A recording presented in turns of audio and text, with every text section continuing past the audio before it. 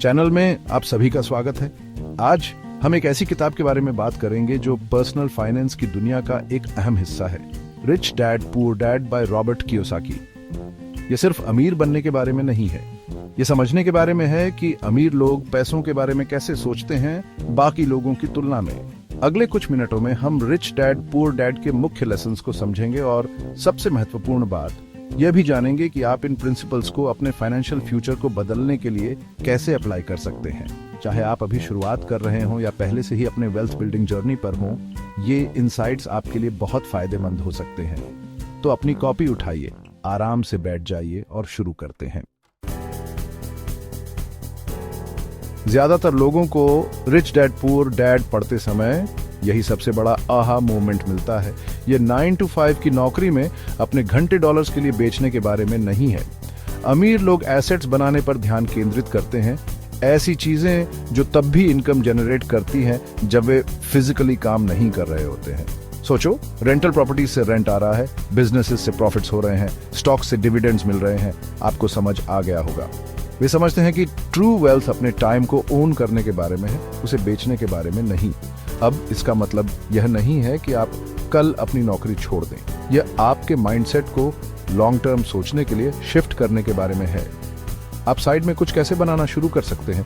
हो सकता है एक साइड हसल जो अंततः आपके प्राइमरी इनकम सोर्स को रिप्लेस कर सके। यह आपके फाइनेंशियल फ्यूचर पर कंट्रोल करने और एक ऐसी लाइफ बनाने के बारे में है जहां पैसा आपके लिए काम करे, न कि आप पैसे के लिए। बात यह है कि स्कूल्स हमें एक अच्छा एम्प्लॉय बनना सिखाते हैं, लेकिन जब रियल वर्ल्ड मनी मैनेजमेंट की बात आती है तो वे अक्सर पीछे रह जाते हैं। Rich dad poor dad financial literacy के महत्व पर जोर देता है। यह समझने के बारे में है कि पैसा कैसे काम करता है, इन्वेस्टिंग के माध्यम से इसे आपके लिए और अधिक मेहनत कैसे करवाई जाए और टैक्सेस की कंफ्यूजिंग दुनिया को अपने एडवांटेज के लिए कैसे नेविगेट किया जाए। सोचो, आप मछली पकड़ने वाली कंपनी में नौकरी करना चाहेंगे या खुद मछली पकड़ना सीखना चाहेंगे। फाइनेंशियल एजुकेशन मछली पकड़ना सीखने जैसा है। यह आपको अपनी इनकम के अपने सोर्सेज बनाने और एक सिक्योर फाइनेंशियल फ्यूचर बनाने का अधिकार देता है। तो अपनी फाइनेंशियल एजुकेशन में इन्वेस्ट करें, किताबें पढ़ें, कोर्सेज करें, फाइनेंशियल एक्सपर्ट्स को फॉलो करें और कभी भी सीखना बंद न करें।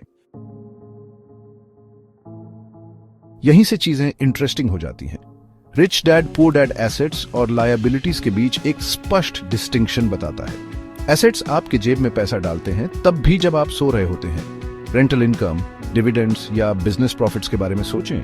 वहीं दूसरी ओर लायबिलिटीज आपके जेब से पैसे निकालते हैं, जैसे फैंसी कार का पेमेंट या उस घर पर ह्यूज मॉर्गेज जिसे आप अफोर्ड नहीं कर सकते।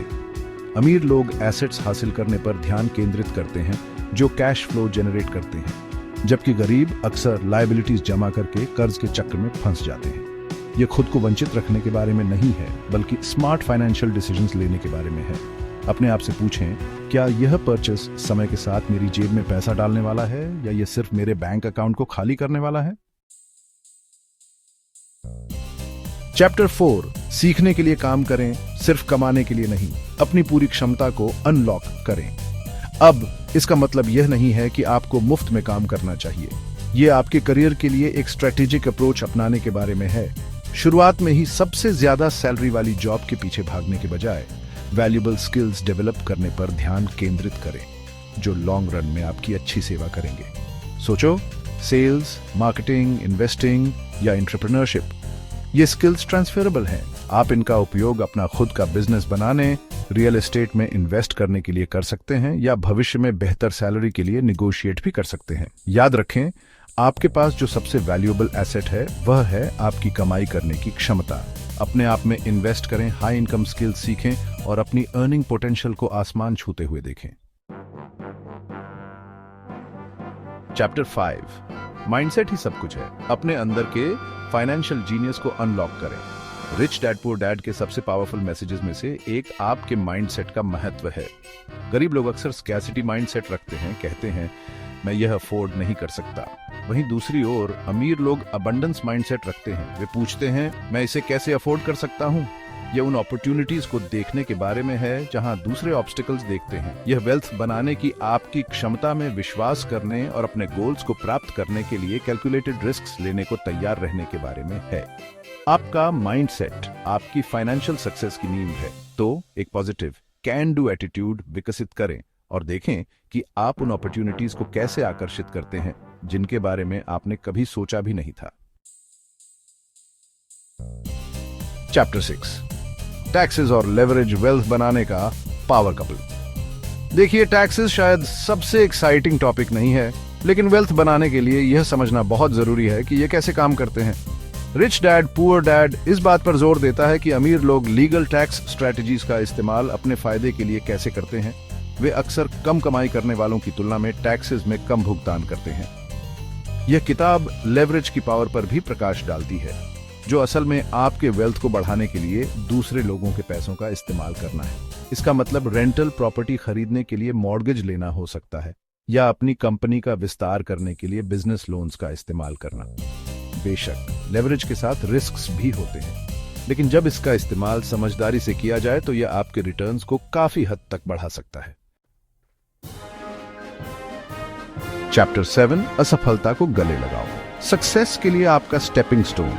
मान लीजिए किसी को भी फेल होना पसंद नहीं है, लेकिन रिच डैड पुअर डैड हमें सिखाता है कि असफलता सक्सेस की एक सीढ़ी है। अमीर लोग समझते हैं कि ग्रोथ के लिए कैलकुलेटेड रिस्क्स लेना जरूरी है और वे रास्ते में फेल होने से नहीं डरते। वास्तव में वे अक्सर असफलता को एक सीखने के अपॉर्चुनिटी के रूप में देखते हैं, अपनी स्ट्रैटेजीज को रिफाइन करने और मजबूत होकर वापस आने का चांस। जरूरी है कि असफलता के डर को आपको एक्शन लेने से रोकने न दें। सीखे गए लेसन्स को अपनाएं, अपने अप्रोच को एडजस्ट करें और आगे बढ़ते रहें।